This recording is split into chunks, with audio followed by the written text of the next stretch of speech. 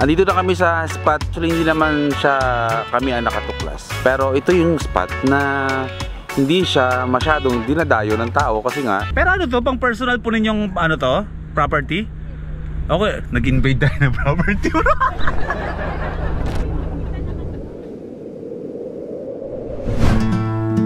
Welcome back to another episode. Kailangan na namin magpahinga.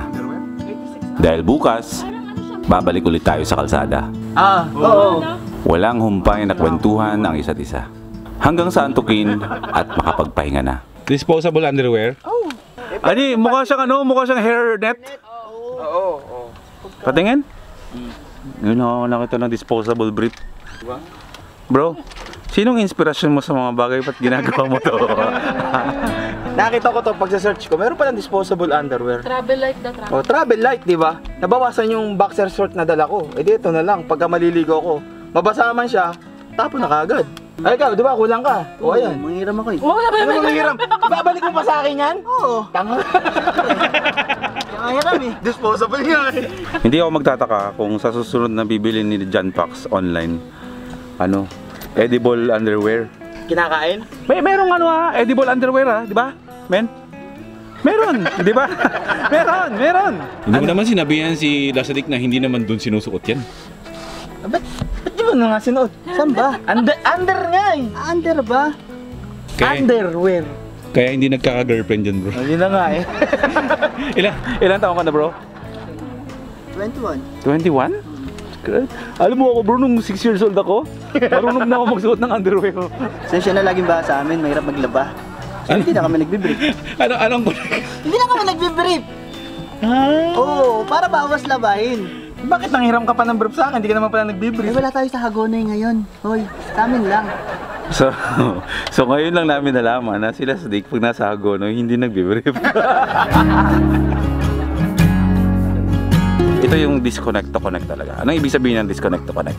Sa mga hindi lang nakaka-gets ng disconnect to connect. Yung ibig sabihin nun, nagdi-disconnect sa internet para makikonnect ka sa mga kaibigan mo. Magkaroon kayo ng interaction ba ng hindi nagsiselfone. So nakakatawa naman na ngayong mga oras na to, nagkikwentuhan lang kami. Basta tulog niyo. Mainit. Kasabay na pagsalubong sa panibagong araw ang mainit na kape. Kapeng nagpapainit ng tiyan at motibasyon sa panibagong araw. Sa totoo lang, masaya ako. Masaya ang puso ko nakabalik dito. Ang liwliwa ang nagturo sa akin noon para maging kalmadong tao. Dito ako natutong huminga na lang ng malalim kaysa sumabog ang init ng ulo.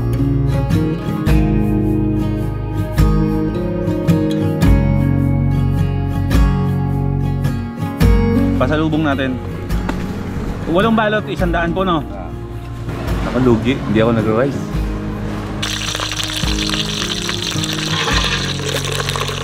Sino pinapanood mo sa mga ganito? Saan? Si Pobre Manlalakbay, ba? Oo. So, no talk. Ano kaya gano'n? Gumagawa ka ng calming videos. Ano sa salita? Pero yung isipan mo, nag-iisip ka lagi sa iba ng masama. Super kalmado. Yung... Nasa loob lang. No, pero nasa loob yung kulo mo. Galit ka sa mga tao. Yun yung motivation. Yung motivation mo galit. Para makagawa ka ng maraming calming videos, kailangan galit ka lagi sa ibang tao. Tuloy ang biyahe natin. Siyempre, kasama pa rin natin si Watod. Second day, wala pa kaming kaplano-plano kung saan kami pupunta, pero ang balak namin makahanap tayo naman ng ilog ngayon na pwede nating pagstayihan mula ngayong araw hanggang bukas. Yung challenge dyan is yung kung maipapasok ba natin sa looban itong van. Makakapasok naman to kahit medyo off-road, wag lang talaga yung mga mabubuhangin kasi hindi to 4x4 eh. Mamaya ang gagawin natin mga bro, stop tayo sa kung saang pwedeng tambayan muna. Tapos tingin-tingin tayo sa sa mapa o sa internet kung saan tayo pwedeng tumuloy. Yung may papasok natin sa mismong bungad. Maraming ilog dito eh. Hello men! Ingat ha! O sige, mag-ingat ka. Bye-bye. Ingat. Okay, uuwi ng aking kapatid at may pasok yan. Here we standing on our own, on the beaten track we lost. Wala pa tayong nadadaan ng tulay, no? Wala pa. Basta maraming kailogan dito. Alam mo kung bakit? May napuntahan na akong ilog dito, kaso nga lang kailangan mo pang may trekking pa eh. Basta gusto yung ano lang natin, hindi naman yung talaga magandang ilog. Basta mayroong kumaagos sa tubig, gusto nyo? Ayos, sige. Hahanap tayo. Didiretso muna tayo ng ano, ng Iba, Zambales. Bibili lang ako ng ano. Maghanap tayo ng mouse. Hindi ko matapos-tapos yung vlog dahil sira yung mouse. Throughout this life, you will learn how to love again. Maganda na ang performance ni Butod dahil napalitan na ng magagandang pyesa. Worryless at panatag na tayo kahit saan man tayo bumiyahe. The world is gonna see some better days. Wala kaming plano kung saan kami tutungo. Sa isang sulyap, alam na namin agad na ito ang perfect spot para magpalipas ulit ng gabi. Tawag dito, nasa Botolan, Zambales na tayo. Pero nagsiscout lang kami na pwede naming tuluyin mamayang gabi. Uy, natumba yata bro yung rep. Bro, pakita mo nga bro yung ilog dyan bro. Pakita mo yung ilog dyan. Ilog ba to? Irrigation? Eh, parang pwede liguan eh. Maganda yung spot. Pero mainit pa. May mga Bermuda grass bro, parang asarap pagtayo ng tent doon bro. Wala yan. Hindi natin nakita yung daan na yan. Oh. Private property pala yung pinasok natin bro. Ito.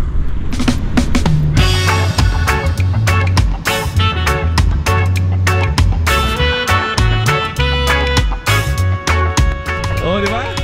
Ate! Resort po ba to? Pwede po kami mag-camping dito? Pwede. Ano, maganda. All good. Ay, kaso, mamaya tayo papalit na hindi. Yeah. Pero ano to, pang personal po ninyong ano to? Property? Okay, nag-invade tayo ng property. Opo, mga ano po kasi kami, nag-travel ano po kami, biyahe. So pwede, ito po kasing bahay to, tapos pwede maglagay ng tent. Ano po to, irrigation or ilog? Dati po kasing palayan to, tapos na ano siya, yung na ano yung dikin, lumaki na po yung tubig. So naging ilog na. Ang sapa po. Naging Sapa Gaming bro, ang linis ng tubig. Ayun. Oh, baba muna tayo, check lang tayo. Opo, kasi napasok na namin, parang Dito po kasi yung talagang daan niya, pag papunta oo. dito. Ano lang po to, random lang namin, dapat maghahanap po kami ng ilog sa Botolan. Opo. Kasi taga Botolan yung tatay ko. Opo. Eh nung pagdaan namin, nakita namin ilog. Ay, parang pwede tayo doon. Opo, pwede naman po, meron naman po nag-ano dito. Lagi bro, ang ganda. Ang ganda. Sarap ng hangin. Oh bro. Diyan ka ate, nakatira? Ay, isa po ba yung natutulog dyan yung pamangkin ko, pero dito po yung bahay namin, sa kabila. Bahay niyo po yung pinasok namin. Opo. Kaya sabi nung pamangkin ko, titawa na may nasasakyan, huwag po ako niluloko ako wala. Tingnan mo yan sabi niya. Ang ganda. Kaya tinignan ko po kung saan kayo papunta. Pwede rin po magluto. Meron po kami pre-made na pwedeng pagluto. Eto may ano dito, may... Uy, grabe, solid talaga bro. Pwede po magluto. Hindi ka lang po nakapaglinis ng beauty. Ah, dito, pwede oh. Pwede po yan. Ano, available po. Pwede magluto. May CR naman po. May ihawan. May ihawan po. Okay naman po. Hindi ko lang narinig. O sige, okay lang po. Huwag ka po mag-alala, cowboy kami. Sige po. Ayan po. Tapos may kubo dito na Ayan na pwede po. Pagtulungan. may mga hamok-hamok. Alam ko pupunta kayo dito. Ah, may pangalan na po itong ano mo te? Wala po. Resting place. Resting place di. Pangalanan natin. At dahil tanghalian pa lang at tirik na tirik ang araw, nagpasya na lang muna kami na tumambay sa bahay ng Botolan, Zambales para mananghalian sa isang karinderya. Okay, nandito kami ngayon sa bayan ng Botolan. Sila John Pax, merong dalang kanin dito para makamura. Yan. Ah, ito pala itlog eh. Ayun, may itlog ko pala eh. Kukunti na lang order nyo. Okay, food trip muna tayo dito sa Jeffrey's Food House. Dito yan mismo sa bayan ng Botolan. Nag-decide na lang din kami na mag-ikot-ikot muna dito sa Botolan. Tapos mamaya ng siguro bago mag 4 ng hapon, saka kami babalik dun sa bagong tuklas natin na spot. Sa ngayon, kakain muna kami ng tanghalian and then bibili na lang ng mga pwedeng ihawin na mga pagkain mamaya dun sa lugar na kung saan tayo magsistay. Aning sarili. Oh, sarap. At saka syempre, lumpiang Shanghai. May mga kanya-kanya kami pwesto. Walay. Back to diet kasi ako. Ito yung diet ko na madalas kong ginagawa kapag natatabaan ako sa sarili ko. Hindi ako nag-rice, hindi ako nag-sugar, hindi ako nag-soft drinks, tubig. Tapos wala naman akong pinipili sa mga ulam. Pero nabubusog ako sa kakakain ng ulam.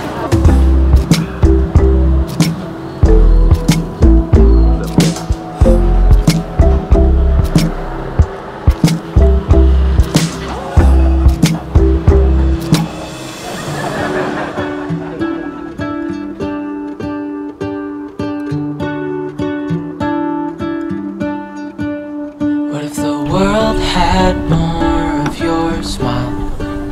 What if the wind could spread your love? Ito ang daily routine ng isang nagbaban life. Ang mag-assemble at disassemble ng mga gamit every time na aabante at hihinto. Nung una, hindi kaya ng pasensya ko ang paulit-ulit na routine na ganito.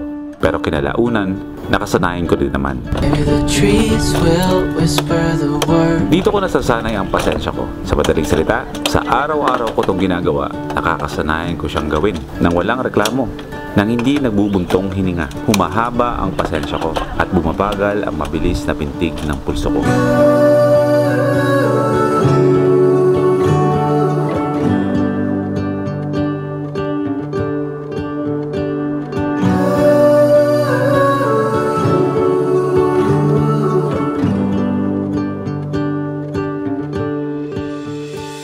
Okay, andito na kami sa spot mga first timers na actually hindi naman siya kami ang nakatuklas.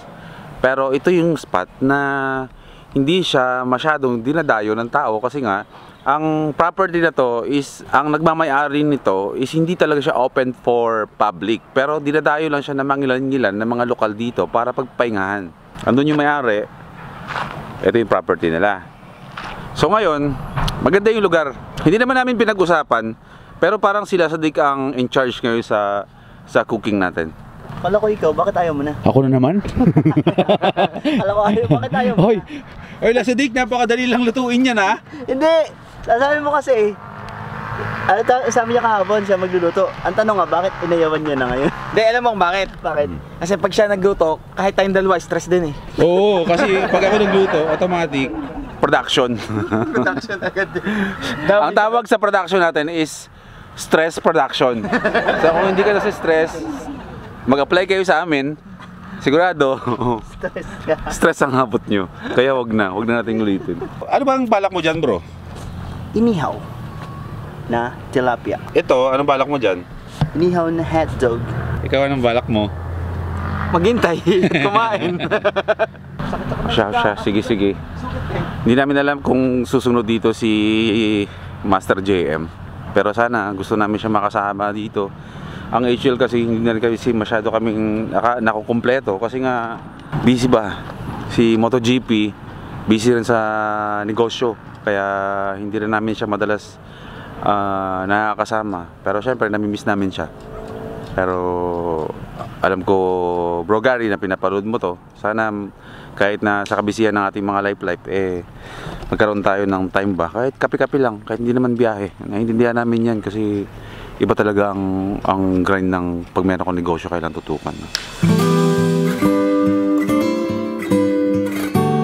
Yan yung ilog na katabi nitong tinutuluyan natin na parang isla. Mukha lang siyang isla, pero sobrang kalmado.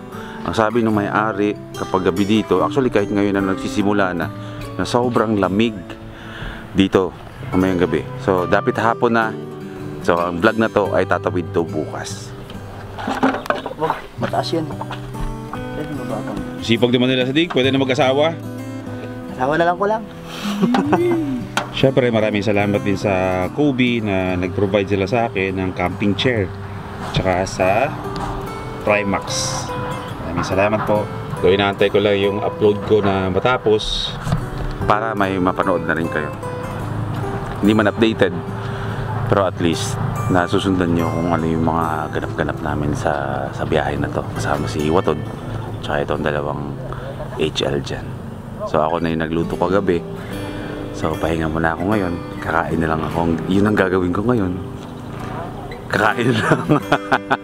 At magpahinga na mabuti, pawi ng tulog. And then bukas, tignan natin kung saan tayo mapapadpad. Ang plano ay walang plano. Bahala na ako saan tayo dadalhin ng mapa at manibela ni Watod.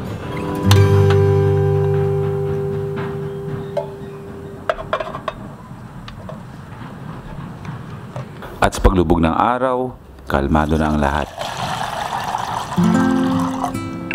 Kape sa umaga, tanghali at gabi. Ito kasi ang comfort drink ko. Kung gusto ko ma-relax, kape. At kung gusto ko naman ma-energized, kape ulit.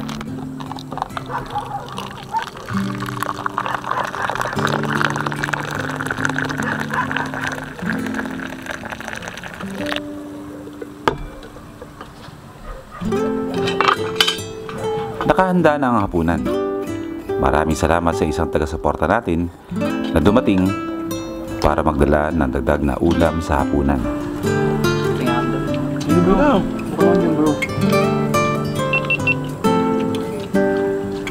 Alright, 9:15 PM. Tapos na kami maghapunan at napakatahimik ng lugar. Napakasarap sa pakiramdam. Ngayon, ito na yung chance para makatulog tayo ng mas mahaba-haba at maaga. Papahinga muna ako. Tuloy natin yung vlog natin bukas. Okay? Nag-aayos lang ako ng mga iba kong mga gamit. Mga lutuan.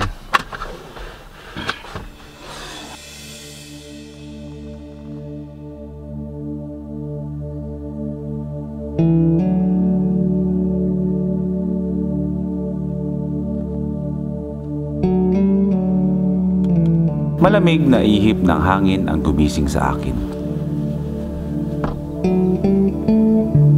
Kalmadong kapaligiran at sipol na mga puno ng agoo na tinatamaan ng hangin. Ang musika ng panibagong araw.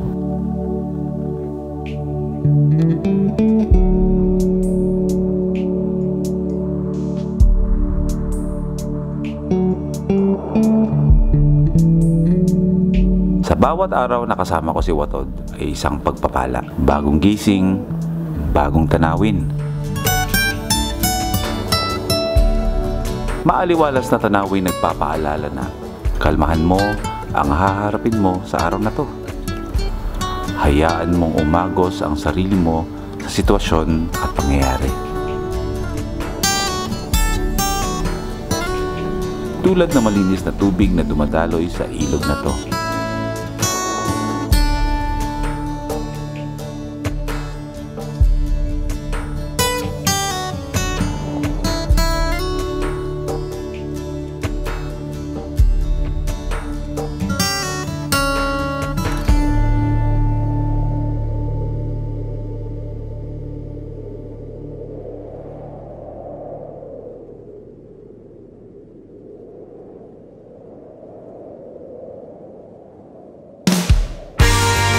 Next vlog, parte pa rin ng Zambales at aakyatin natin ang napakatarik na bundok na to.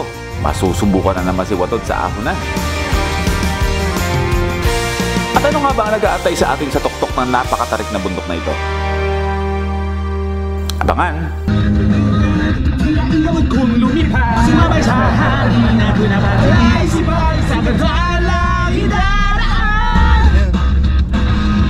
Sumasayo sa mga hapon.